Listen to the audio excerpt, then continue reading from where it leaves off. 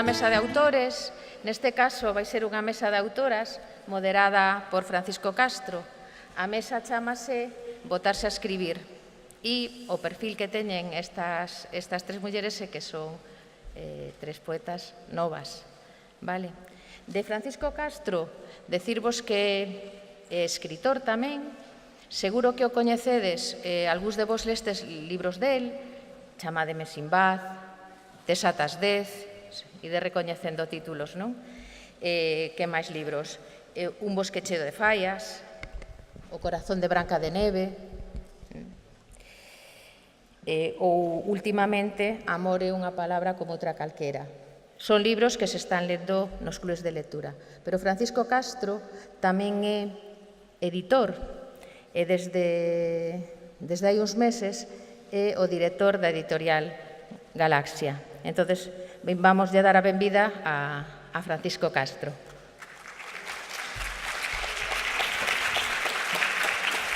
Gracias. Moi ben, bo día.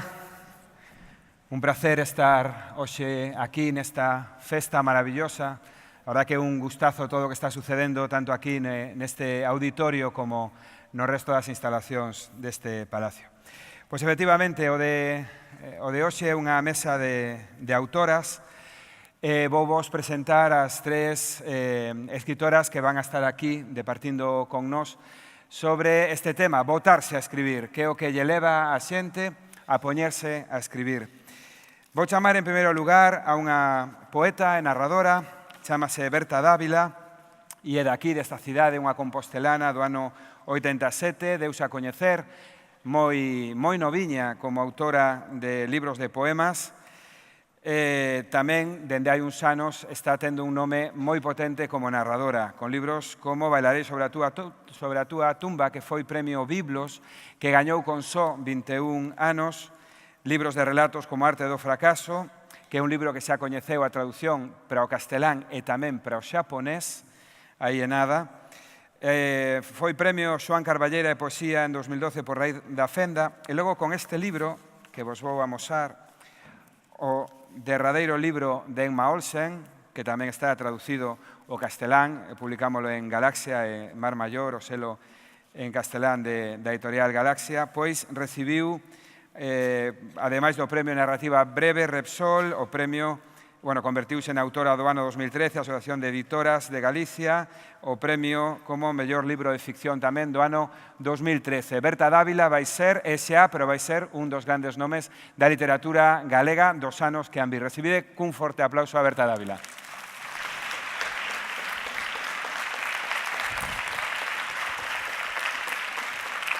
Que tal, Berta? Ali no último, creo. Moi ben. Ben, poeta, actriz, tamén unha persoa que nos está explicando a moitas e a moitos como renovar as aulas. Rosalía Fernández Rial naceu no ano 1988. Hai un par de semanas estábamos aplaudindo despois de que o seu último traballo, Aulas sen paredes, un libro que recolle parte da súa tese de doutoramento, recibise o premio a mellor iniciativa bibliográfica do ano pasado. Como vos digo, é actriz, é cantante, é poeta, é especialista en 1000 cousas. Recomendo vos moito os seus poemarios Ningún amante sabe conducir ou Sacar a bailar, e que as sigades nas redes, no seu espazo web, porque é un exemplo de como se fomenta a lectura a través de mecanismos que van máis alá do libro. Recibide cun aplauso moi grande a Rosalía Fernández Rial.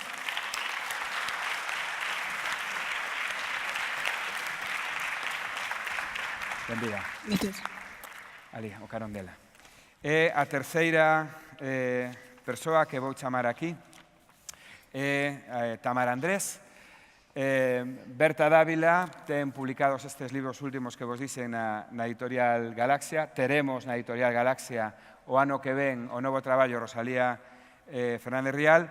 E este ano tamén, logo do verán, publicaremos na editorial Galaxia Corpo da Antioquía, un poemario de Tamara Andrés. Ela é graduada en traducción e interpretación, ten un máster en estudios da literatura e da cultura aquí na Universidade de Santiago, ten merecido moitos premios literarios como o Facho, que é un premio histórico, e tamén os que convoca a Universidade de Vigo. Como vos digo, en cuestión de poucos meses leremos o seu poemario Corpo de Antioquía na Editorial Galaxia. Con vos tamén, Tamara Andrés.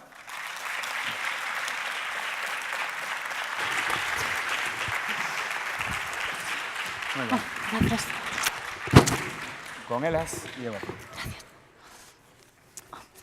Muy bien, pues nada, ahora que somos íntimos e íntimas, logo de presentarnos, pois o tema que nos trae aquí a esta mesa leva por título Botarse a escribir.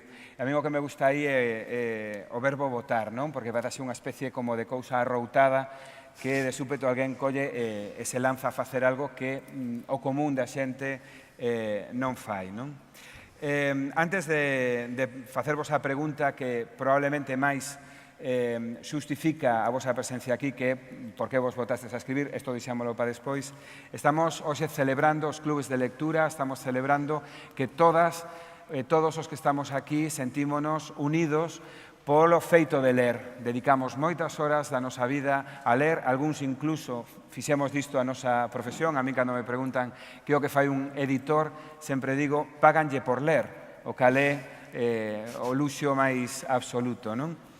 Quixera comezar citando a Jorge Luis Borges, o escritor, que escribiu unha vez: si quieres ser un buen escritor, debes ser 1000 veces un buen lector. Diríamos, si quieres ser una buena escritora, debes ser 1000 veces una buena lectora.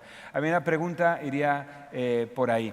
É certo ese tópico de que para ser escritora hai que ser primeiro unha gran lectora? Cal é a importancia que lle dades á lectura no feito ou como explicación de que tamén sexades escritoras? Berta.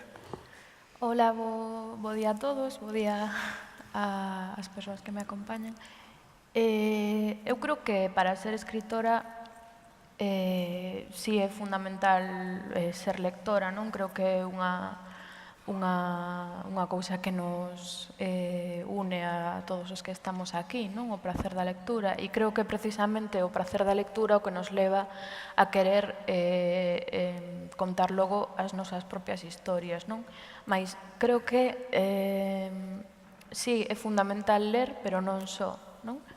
Hoxe en día creo que a narrativa vai moito máis alá da literatura e pode atoparse en moitos formatos, non? Entón creo que empeza a estar un pouco caducada algunhas preguntas que adoitan facerche, non? Cando che preguntan polos teus referentes literarios, unha vez en obriga de dicir non só literarios, non?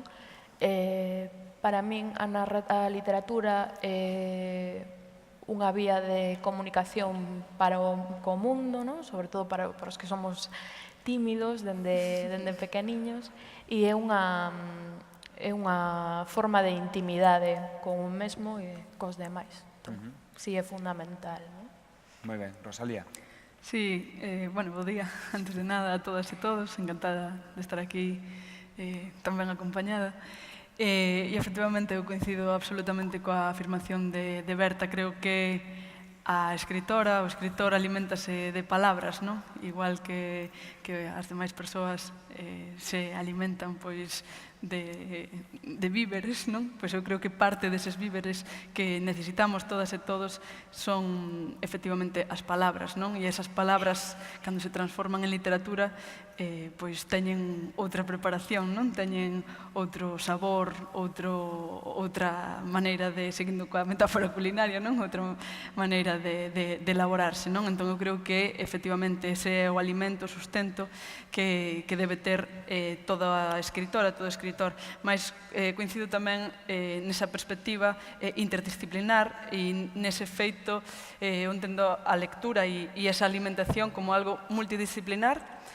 É dicir, a música, por exemplo, pois as artes escénicas, todas as manifestacións artísticas, penso que han de influir na produción literaria, non? E tamén o pensamento, non? Falábamos antes da filosofía no backstage. E, efectivamente, eu creo que o pensamento e alimentar o pensamento coa palabra e a palabra poética e a propia vida han de ser fundamentais, complementando esa parte da lectura propiamente entendida nun sentido máis tradicional, non? Bueno, bo día a todos. Para escribir sí que é moi importante ler, pero tamén é moi importante compartir, que é un pouco o que estamos facendo aquí. Dicía Óscar López antes, na sesión de inauguración, bueno, que é importante recomendar, de aí tamén a importancia dos profes, dos mediadores, nos clubs de lectura. Eu, precisamente, un pouco de onde veño. Hoxe estamos celebrando aquí a décima xornada, non sei por que se escoita así, dos clubs de lectura. Eu, digamos que empecei neses 10 primeiros anos coa primeira xeración un pouco que viviu os clubs de lectura. E aí foi onde eses mediadores a min me deron pezas que eu non coñecía. Joe, que mal soa. E foi aí onde empecé. Non sei se deixar de falar xa. Temos unha psicofonía aquí. Hai un fantasma. Bueno, dicía, sigo falando, non? O pelo. Ahora, cando hai que decir eso de, bueno, son as cousas do Cousas do directo. Tiñamos pensado facer grabado aquí con hologramas, enviar simplemente as imaxes, pero ao final decidimos que puderades ver, pois eso, a 3 escritoras e a un escritor tan atractivo. Nada, iso, dicía que eses mediadores para mí foron moi importantes, así que sí que é certo que é importante ler, seguimos igual, pero igual, pero é moi importante compartir e escoitar tamén moitas veces. Estou pensando a raíz do que dixestes vos, que agora mesmo que vivimos na era das imaxes, aparte de ler, tamén é importante ler moito esas imaxes e utilizalas tamén na nosa escrita. Eu creo que tamén, bueno, que estamos a empregar, non son tan malas, a era da imaxe tampouco é tan mala como nos están a contar, porque tamén se poden empregar activamente, se poden reutilizar. Dende logo, quizáis antes, noutras épocas, só tiña sentido, pois eso, a lectura de libros en máis, non? Somos todos por idade, ainda que eu son 700 anos máis vello que a vos, pero somos todos fillos xa do audiovisual, é imposible explicarnos como escritoras sen termos presente todo o que a cultura da imaxe ten feito, pois eso, como influencia para nós, non? Agora, a gran pregunta que é a que nos convoca hoxe aquí, por que vos botastes a escribir? A xente lle preguntamos que o que fai na vida, pois un é médico, outro é profesor, a outra é médica ou profesora ou arquitecta ou que sexa, ou ten unha peluquería, o que sexa. Sen embargo, non é tan habitual responder coa pregunta son escritora, non? Eso é froito de que nun determinado momento alguén se botou a escribir. Entón, se tiverades que respostar moi brevemente por que te botaches a escribir, cal foi o impulso que fixo que ti quixeras convertirte nunha escritora? Berta. Complicado responder brevemente, non? Pero creo que para min a necesidade de escribir, aínda que logo renego bastante dese concepto de escrita como necesidade, non? Ven da vontade que temos todos de comunicar, da vontade que temos todos de ordear un pouco a cabeza, non? Do amor pola palabra escrita, e de devolver un pouco todo o que a mí me deu esa intimidade da que falaba antes, non? Que é a literatura. Entón, para min foi a vontade de comunicarme co outro, a vontade de confluir co outro nun rexistro no que eu me sentise cómoda, non? Ben, Rosalía. Sí, eu creo que esa vontade de expresión está implícita en todo o proceso de comunicación artística, non? É dicir, esa necesidade. Eu por agora conservo ainda esa... É que Berta leva un ano, entón mellor ano que ven renego do concepto de necesidade, pero este ano ainda creo nesa necesidade de expresarse, de comunicarse con outras persoas, mas tamén é isto un proceso curioso que sempre me deu que pensar.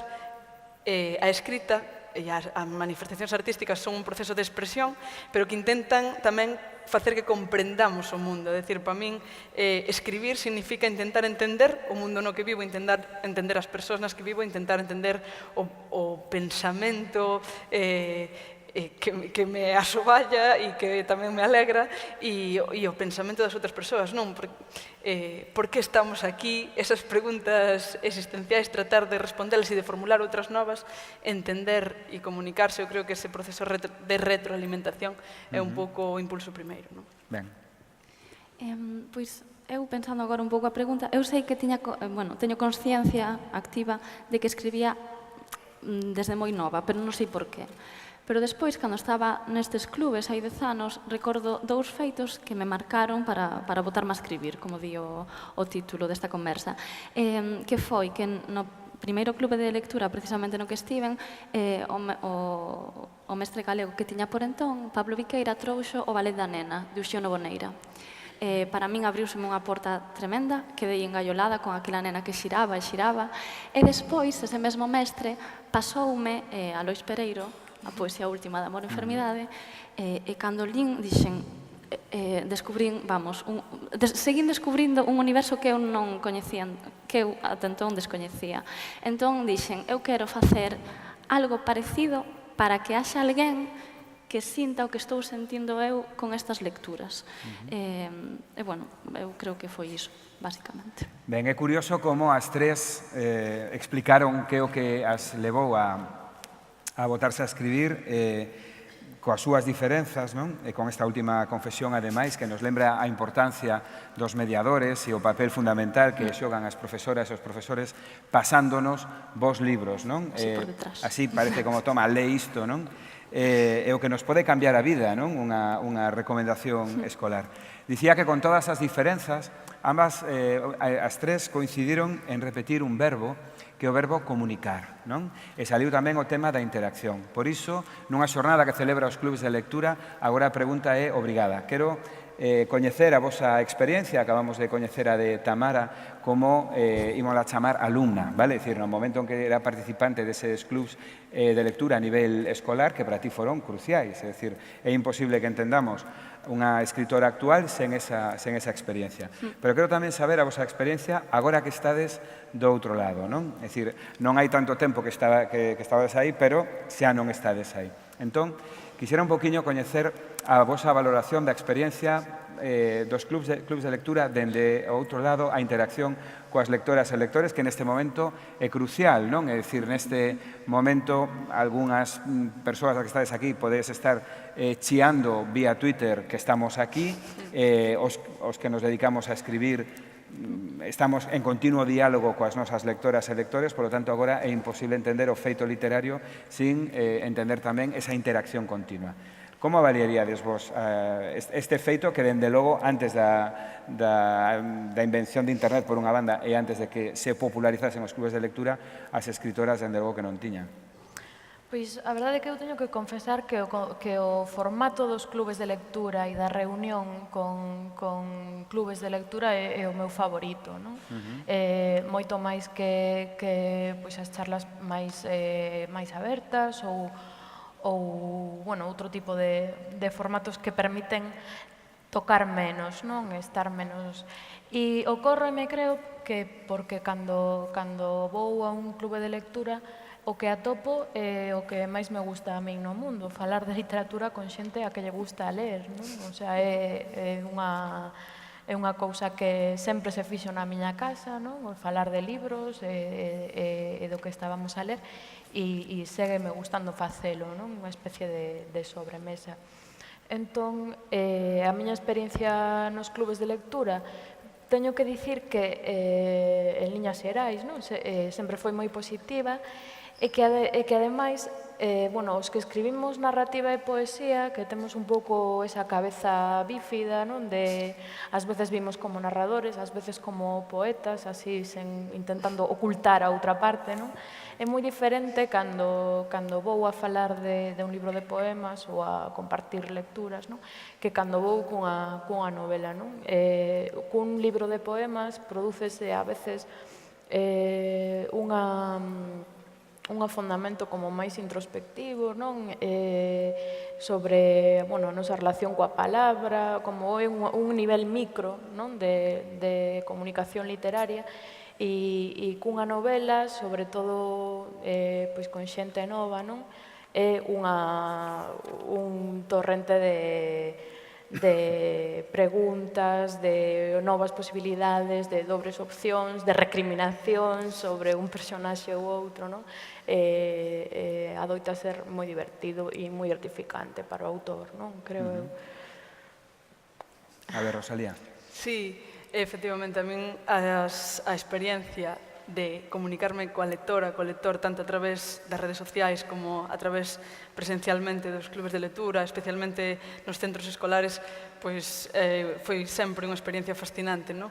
Recordo, aínda hai unha ou 2 semanas que estive nun dos clubs no Instituto Xelmírez, aquí ao lado, no campus, e unha das lectoras, das persoas que ademais levan formando parte dese club, non sei, como 20 anos, abriu o libro, tiña 20 en escena totalmente ilustrado por ela mesmo, non? Entre os versos, con pinturas e como convertindo a obra nalgo plástico, non? E para min esa imaxe é moi significativa do que aportan os clubes de lectura, non? É dicir, como transforman a túa propia obra, non? Un pouco nese proceso de retroalimentación que comentaba antes, como eles tamén te transforman a ti e logo cando volves ao teu espazo, non? De escribir, ves tamén cargado con esas ideas. Eu creo que esa comunicación e ese estar en sociedade e ese deixarse transformar e deixar que os outros transformen a literatura é fascinante e, ademais, creo moito que unha vez que unha autora bota fora o libro, pois o libro xa é máis das lectoras e dos lectores, da súa interpretación, que dunha mesma, non? Eu realmente veño de dar o paso dun lado ao outro, así que a experiencia, digamos que non é moita, para ser honrada. Pero, bueno, son mestra, a parte de autora, e fago moitos obradoiros nas clases de francés, son mestra de linguas, de francés especificamente, e sempre facemos obradoiros de poesía. E teño que dicir, pola experiencia, tanto como mestra como nos clubs de lectura, que hai moitos rapaces, sobre todo nos clubs de lectura, que escriben. E creo que isto normalmente dice o contrario, que os rapaces non leen, bueno, canta xente hai aquí, somos bastantes. Entón, sí que hai moita cultura poética, agora mesmo, os rapaces queren expresarse realmente. E cando lle contas ti unha historia, eles sempre teñen algo que contar propio, ou pásanche un poema, e dinche, a ver que opinas, a ver que che parece. É sempre gratificante este intercambio, digamos, porque a máis de falar do teu, eles tamén sempre propoñen algo. Bueno, ata agora, a experiencia foi moi positiva. Ben, feita esta, digamos, primeira parte sobre o que é, pois eso, os clubs de lectura, a vosa experiencia cos clubs de lectura, por que vos convertices en escritoras, imos tentar dar un salto máis alá, e non sei se un salto un pouco máis complicado ou polémico. Temos aquí a tres escritoras dunha calidade indubidable, non temos máis que ler calquera dos seus textos para decatarnos de que o seu traballo está á altura do traballo de calquera poeta, de calquera narradora, de calquera lingua do mundo. Sen embargo, semella como que a sociedade galega non dá entendido a alta calidade da literatura galega. Vamos a subir un pouco o nivel quizáis da polémica, non? E, lóxicamente, temos que sacar o tema da lingua. Vos, nun determinado momento, decidiste ser escritoras. As 4 nos ten pasado ir a coles, ir a institutos, e, ás veces, recibir esa pregunta de e ti por que escribes en galego? O bo que ten ser maior ca elas e que fun a máis sitios, xa. Pero esta é unha pregunta que escoito moitas veces, non? Sempre respondo igual, dicindo os franceses escriben en francés, os ingleses en inglés, os búlgaros en búlgaro, os rusos en ruso, sei máis países, non? Pero por parar. E entón, hai un momento no que dice o galego ten que explicar por que o fai. Hai anos lía unha entrevista con Lucía Echevarría, que é unha escritora española, hai moitos anos, e despois da súa segunda obra, o titular decía: "Si quixera, podería vivir dos dereitos de autor ao resto da miña vida". Isto non nos pasa ás escritoras galegas, non? Entón, até que punto pensades que é un lastre ou non para desenvolvervos como autoras, con todo o que implica ser autoras, vivir da literatura, a escolla lingüística? Berta. Bueno, eu creo que, por unha banda, a escolla lingüística ás veces é unha escolla, ás veces é un proceso absolutamente natural, non? É lóxico que é moi comprensible que un escriba, que un queira botarse a escribir na propia lingua. Pasoume que bueno, co último libro de Emma Olsen, na traducción ao castelán, fixeron unha entrevista en Madrid, nunha cafetería, unha xente moi amable, moi riquiña, e preguntáronme con moitísimo respeto, non? E intentando realmente saber, non? Se eu escribía en galego como unha forma de reivindicación, como, digamos, eles querían coñecer un pouco cal era a cuestión, e sorprenderonse moito de que lles contestase que eu estaba moi afeita a responder esa pregunta na miña propia casa. Quero dicir que era unha pregunta que, o sea, é casi o 1, 2, 3, non? Por que escribes, que nova eres e tal, que pensas que é literatura de mulleres e por que escribes en galego e non en castelán. Bueno, eu creo que ningún idioma ten limitacións, non? Eu non escribo en galego só para Galicia, eu escribo en galego porque a miña lingua é a lingua que quero comunicar e porque creo firmemente que se pode chegar a todas partes, non? Bueno, de feito, sorprendeume moito cando me propuxeron traducir un libro meu ao xaponés. Foi unha experiencia curiosa, é un libro que todo o mundo colle ao chegar a casa e lle dá voltas porque empezan por detrás e tal, e eu dese libro solamente tiven algunhas noticias, non? O sea, interpretei que poñía Berta Dávila en un sitio determinado porque despois poñía o meu ano de nacemento e seguironme en Twitter algunhas persoas do Xapón que nunca sei moi ben que me querían contar, non? Pero é a proba de que eu non teño familia en Osaka, nin en Tokio, nin en un sitio así, pero é a proba de que dende o galego e dende editoriais de aquí, como Galaxia, por exemplo, que ten bueno, que ten Mar Maior, non? Para chegar a outros sitios, se pode chegar a calquera parte. Entón, considero que é o normal, non? É o que debería ser. Ben. Rosalía. Si, eu creo moito e moi firmemente na diversidade, non? Creo que a diversidade é algo que hai que sempre poñer en valor.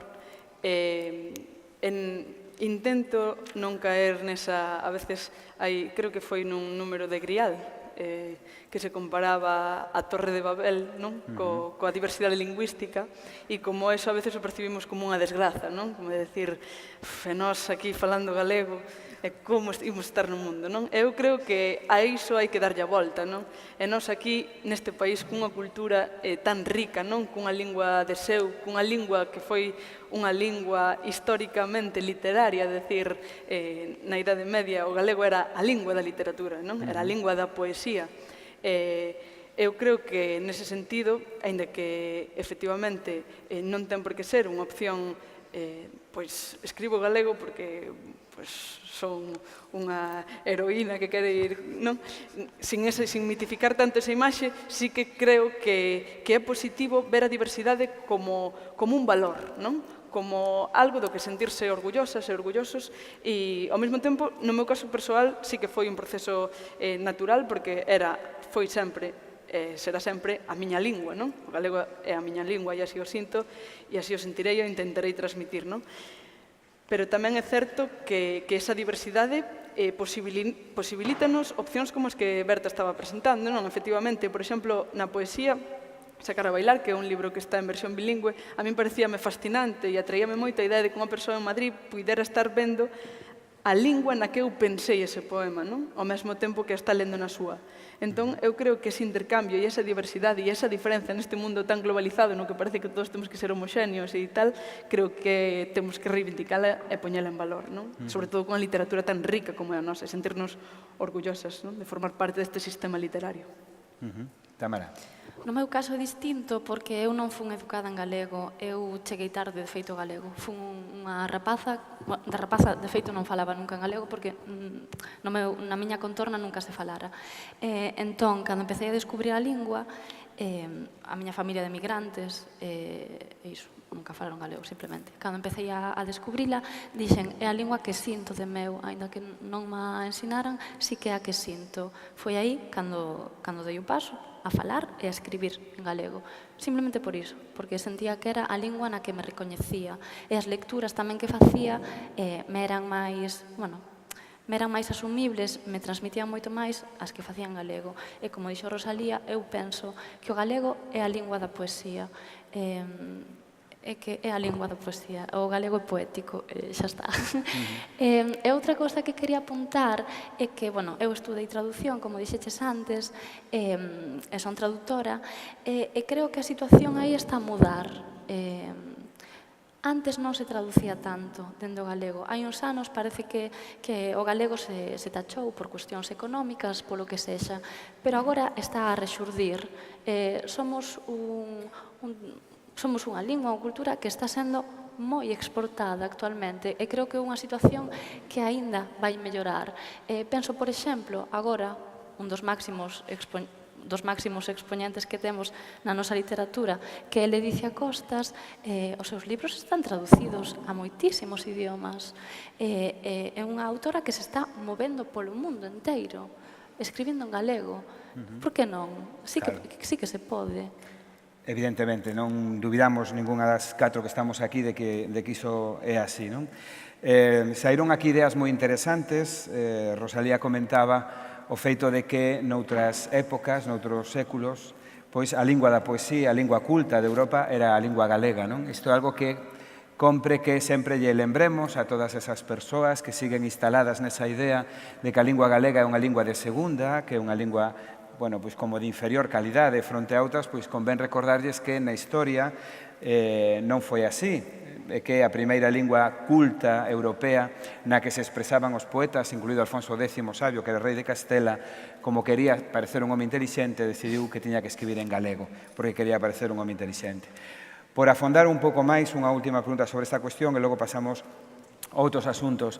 É innegable todo o que dicides, escribimos non para que nos lean só en Galicia, senón que escribimos para que se nos lea en todo o mundo. A Berta Dávila se lle pode ler en xaponés, poñemos o exemplo de Ledicia Costas, toda a literatura infanto-xuvenil hai ben de tempo que está sendo traducida de maneira habitual a outras moitas linguas. Cada vez hai máis escritoras e escritores que tamén se lles publica noutras linguas, pero a miña pregunta é, malia iso, a sociedade galega, a ver se o digo sin parecer unha grosería, a sociedade galega está a altura, quero dicir, temos escritoras e escritores de altísimo nivel, son recoñecidos fora, reciben premios fora, sen embargo, eu collo os suplementos dos periódicos e vexo pouca literatura galega, non o vexo no resto dos medios de comunicación, nunca vexo aos alcaldes, conselleiros políticos cun libro galego debaixo do brazo. Pensades ou non que a sociedade galega está á altura da calidade das escritoras e dos escritores deste país?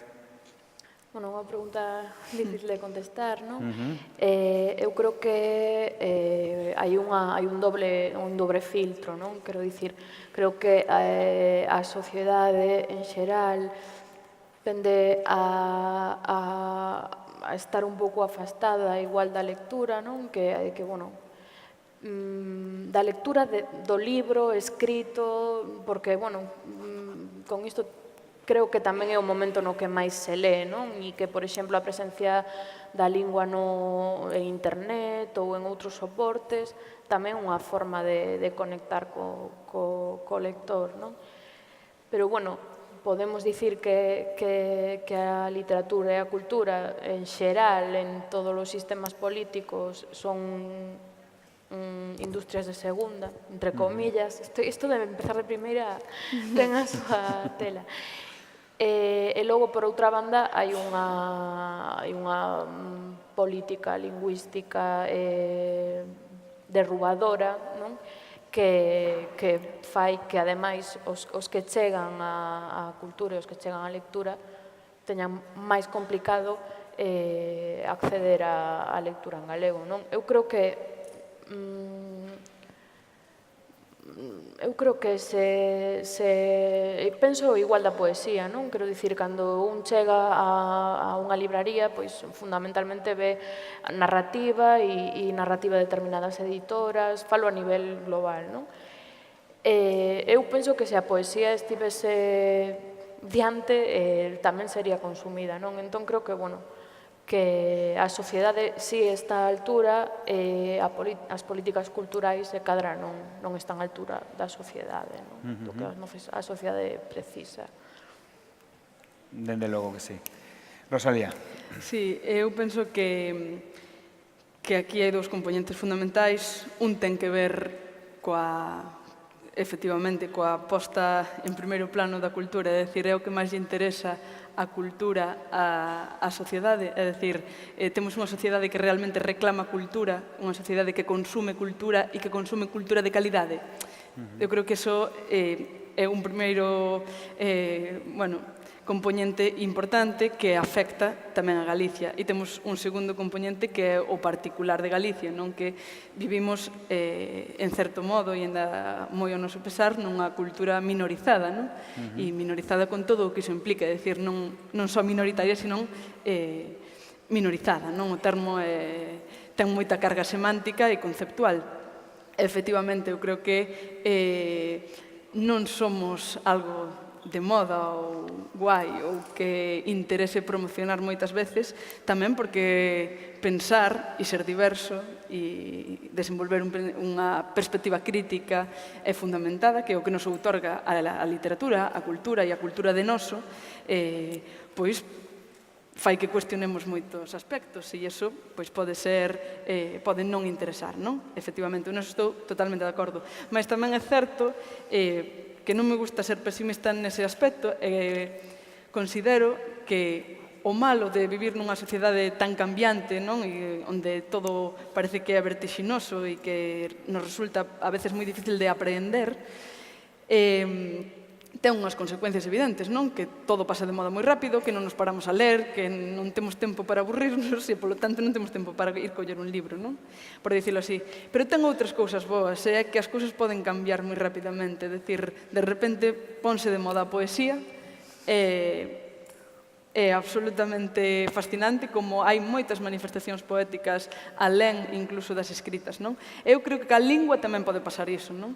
Pois de repente pode poñerse de moda neste, como dicía antes, neste mundo globalizado e homoxenizador, pois de repente pode molar, pode ser guai, ser galego, ser diferente, non? Ter unha cultura propia, cunha raíz, cunha tradición, e desde esa cultura estar no mundo, non? Que é no que creo, é dicir, eu creo que desde o noso estamos no mundo, non?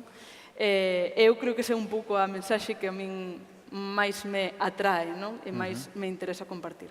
Moi ben. Tamara. Totalmente de acordo con elas. É certo que, como decía Berta, as políticas culturais non nos privilexan. Tamén concordo co que di Rosalía, somos unha cultura minorizada, unha lingua, unha cultura minorizada, e aínda temos moitos prexuizos, e aínda se nos prexuiza moito. Seguimos co micro aquí raro. Pero non hai que ser tampouco tan negativos, creo. Hai moitas, así como hai políticas culturais que non nos privilexan, así que hai moitas iniciativas por parte de moita xente, de moitos colectivos, concellos, provinciais ou a nivel local, que están promocionando moito, que nos están promocionando moito, en xeral, a literatura e a cultura. Está a rede, que é un medio fundamental de visibilidade, e tamén están os críticos, por exemplo, a día de hoxe unha ferramenta fundamental.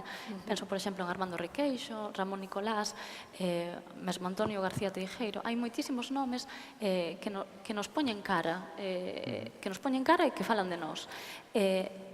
Vense, hai un sector que quere taparnos de algún xeito, sí que hai outras portas polas que podemos entrar. Entón, non é tan pesimista o discurso. Hai esperanza, hai posibilidades. Por suposto.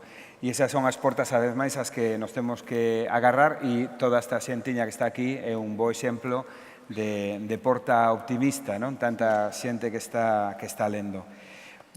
Quédannos 15 minutos, así que imos volver ao tema da lectura e o feito de que se seades escritoras e o que ten que ver a lectura con iso ou non. Antes, Rosalía falaba dos valores da lectura como da cultura en xeral como algo que propicia, favorece sermos críticos, non? A perspectiva crítica. No mundo pois, podemos ser de dúas maneiras, podemos ser simplemente pois, as ovellas que siguen o rego, sen máis, ou alguén que di que quere experimentar un camiño diferente. Sen dúbida que aí a cultura é a ferramenta básica, quen non ten nada dentro da cabeza malamente a pode usar, non? Entón, quería citarvos a unha escritora italiana, Marianini, que dixo: a literatura soa non pode cambiar o mundo, pero axuda a tomar conciencia sobre os males da sociedade. Quixera saber como sentides vos no voso traballo de escritoras esta cuestión. Quero dicir, o 90% das rapazas e rapaces que están aquí, se falamos de franquismo, soalles o Jurásico inferior, e é normal, porque naceron pois, co cambio de milenio, non? A vos, pois tampouco vos pillou, eu tiven a fortuna de que o bicho morrera cando eu tiña 9 anos, tampouco pillei moito, non? Pero sí a memoria do que se falaba na casa, do que meus pais decían. E entón eu criei-me nun contexto no que se falaba moito e na música, se veía música protesta, non? A canción dos cantautores e que os intelectuais, os escritores, as escritoras tiñan que poñer a súa palabra ao servizo das causas políticas, da rebelión, de levantar a conciencia crítica, etc. etc. Logo, durante os anos 80, que foron así como moi festivos, cuestionouse esa idea, ten que ser unha cuestión estética simplemente, e agora, pois digamos que vivimos nunha situación un pouco híbrida. Quixera saber, no caso de vosoutras as tres, como si sentides a necesidade como escritoras ou pensades como escritoras que parte do vosso traballo ten que servir tamén para crear conciencia crítica, para implicarvos en denunciar aquelo que non vos gusta da sociedade na que vivimos. Que peso ten iso no voso que facer como autoras? Pois, eu creo varias cousas, non? Creo que a literatura é filla sempre do seu tempo, non? Que irá un ou non, que as autoras que a facemos tamén somos fillas do noso tempo, e que, por outra banda, toda a estética tamén leva unha ética, xa sexa obvia ou sexa implícita, non? Creo que é posible falar de moitas cousas sen nomealas directamente, non? Hai uns anos, un par de anos ou así, houbo así certo, bueno, non moito debate, pero certo debate sobre o tema de por que algúns autores novos e non tan novos, non? Novos e de sempre, estábamos escribindo novelas sobre personaxes que vivían pois fora de Galicia, non? Que falaban de cousas de fora, que non tiñan nada que ver con isto, non? Sempre pensei que ese debate era moi simplificador, non? Que é un pouco simplificador e un pouco coartado pensar que cando un fala dunha escritora que vive en Nova York ou en Dakota do Sur e que ten un conflicto latente de identidade non persoal e de identidade comunitaria, non está falando de Galicia, non? Quero dicir, sempre pensei que, por exemplo, este libro, non? Era un libro sobre os procesos de construcción de identidade persoais totalmente extensibles ao proceso de construcción da identidade colectiva que é fundamental pois neste país no que vivimos, tanto como individuos como pertencentes a círculo literario, círculo de determinada ideoloxía ou o círculo das persoas que vivimos aquí nesta realidade.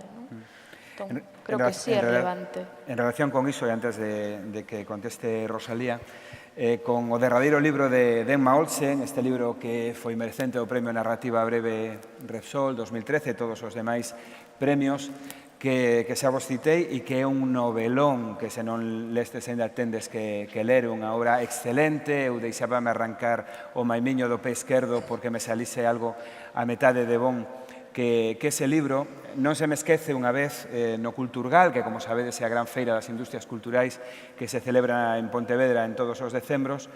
Estaba no stand da Editorial Galaxia unha foto xigantesca de Berta Dávila, que recordarás, Con vergonza. co libro, e entón unha persoa, que non vou citar, pero unha persoa moi coñecida do sistema literario galego, dixo que a gran pega da túa novela é que, no fondo, non era unha novela galega. Entón resulta que, como eran Dakota do Sur e non sei que, xa non era unha novela galega. Bueno, é como se decimos que as películas que Woody Allen non rodou en Manhattan non son películas estadounidenses, non? A boa literatura é universal, a boa literatura o de menos é onde transcurra a acción. Aquí o realmente meritorio é que ia te chamar Emma Olsen é a protagonista do libro, é que Berta é capaz de construir unha novela que non transcurre en Galicia, pero está en galego, e a literatura galega, quen diga o contrario, realmente está vivindo nunha realidade paralela ou nunha realidade moi reduccionista. Perdón, é que tiña que dicilo. Veña. Pois sí, eu retomo, collo esa palabra da apertura, ese concepto da apertura. Efectivamente, eu creo absolutamente na apertura e un pouco nesa idea de que de ser nós desde o universal, non? Sendo nós estamos no mundo, eso xa a propia xeración nos dicía eso, non? Un pouco retomando a pregunta de que estábamos... A pegada ou a compromiso crítico. Efectivamente, é que tiña na cabeza Cortázar, non? Cando estaba dicindo eso, entón derivei polas novelas de Cortázar interiormente e fume. Pero regreso a través desas rúas de París de Cortázar, que decía, recordo nun libro de ensaios, nunha das súas clases de literatura, decía, e os autores comprometidos, eu o que lle recomendo é que se casen. E a min, bueno, fíxome moita gracia ese chiste, non? Porque, efectivamente, creo que abusar da voz do escritor, da escritora como voz dun pobo ou do valor da sociedade, do valor do componente social dentro da literatura, non fai máis literatura a literatura. Creo que a literatura ten uns valores estéticos, unhas verdades, e a filosofía outros, e a política outros, mas sí considero tamén que calquera forma de expresión é unha forma de estar no mundo, non? É dicir, non son extremista nun caso nin no outro, non? Creo que escribindo en galego estamos no mundo, estamos adoptando unha opción. Escribir sobre unha muller, retomando o exemplo de Berta, é unha opción de estar no mundo.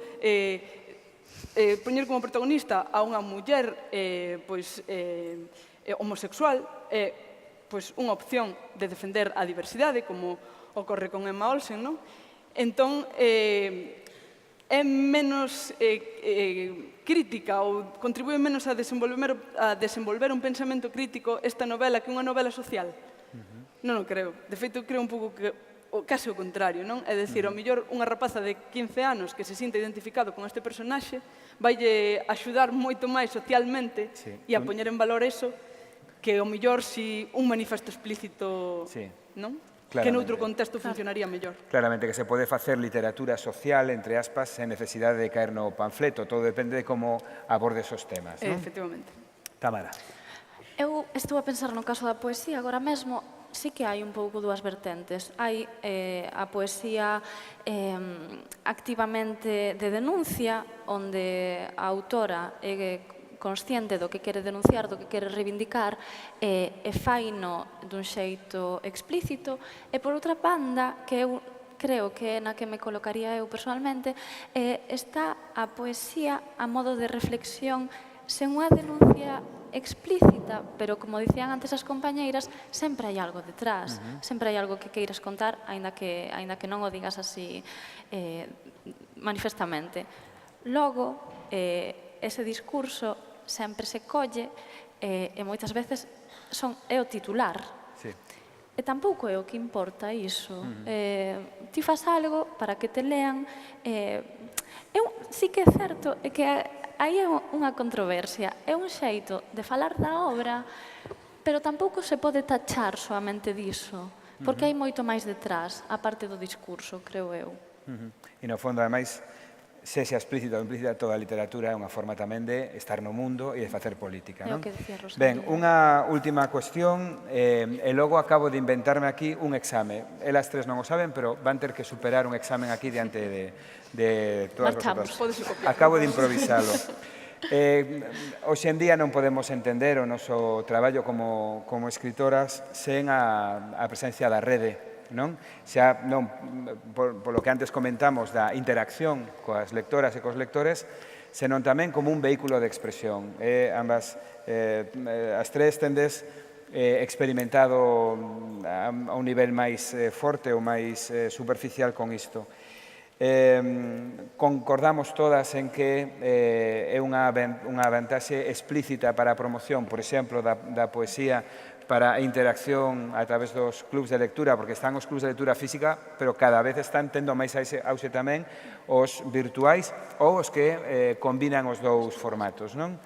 Así, moi brevemente, como vedes esta cuestión, Berta? A cuestión da rede... Sí, Eu como un vexo- apoio, sobre todo para a poesía, para a transmisión da poesía, etc. Eu creo que a poesía se presta a brevidade e que a rede se presta ao formato instantáneo, non? Entón creo que é un soporte como moitos outros, que unha persoa que quere escribir e que quere comunicar e que quere entrar en contacto con ese outro non pode despreciar, non? E é un entorno fabuloso. E ademais quero engadir outra cousa pequena, o traballo do escritor, sobre todo do escritor pois, para que enganarnos un pouco petardo, non? Que bota moito tempo escribindo e tal, é un traballo moi solitario, non? No que un se sinte ás veces anos, semanas ou escribindo só na casa moi só, e ás veces un necesita deitar unha foto, unha expresión, un pensamento, un pequeno poema para ter un pouquiño de feedback antes de rematar o que un está rematando, non? Entón é positivo sempre. Ben, Rosalía? Sí, eu un pouco na liña que comentaba antes da apertura, creo que os diferentes formatos ofrecen linguaxes diferentes e todo iso contribúe a enriquecer enormemente todo o traballo creativo, non? Porque eu creo na figura da escritora, mas tamén da escritora artista, non? E da artista contemporánea. E, de feito, bueno, por exemplo, pois, 20 en escena, ningún amante teñen unha dimensión física de libro tradicional, pero teñen unha outra dimensión na rede pois, de poemas con audiovisual, como o proxecto Elo, por exemplo, que gravamos CDs, non? Todas estas novas vías de difusión son absolutamente moi interesantes, que enriquecen a obras do formato libro e que van un pouco, eu sempre traballo nesa liña, non?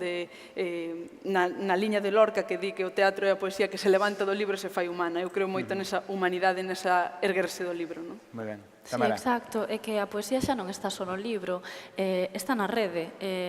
Antes estaba aquí neste escenario unha booktuber, YouTube, por exemplo, é unha ferramenta básica agora mesmo para a poesía, está a videopoesía, está a performance tamén como poesía, xa non é só o libro. Entón aí claro que as redes xogan un papel crucial.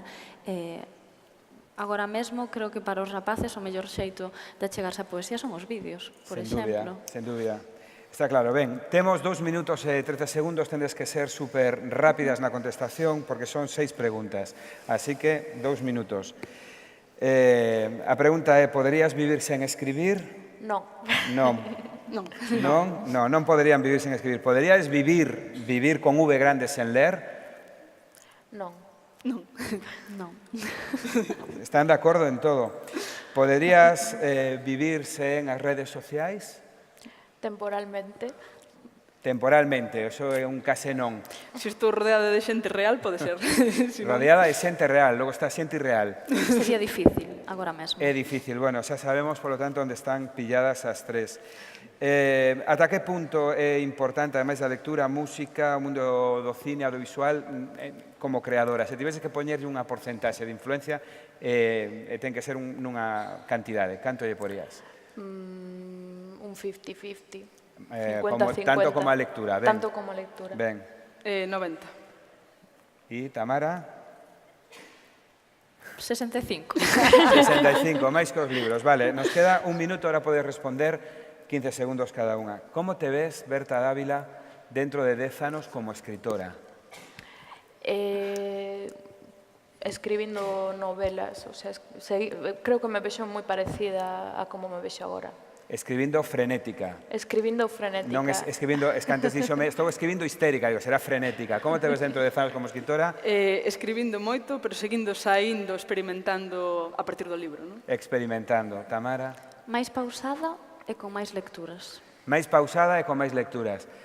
Sexa como sexa dentro de 10 anos, o ano que ven tendes nas librerías o novo libro de Berta Dávila, o novo libro de Rosalía Fernández Rial, o novo libro de Tamara Andrés, os tres na Editorial Galaxia. Termino 13 segundos cun chiste moi malo.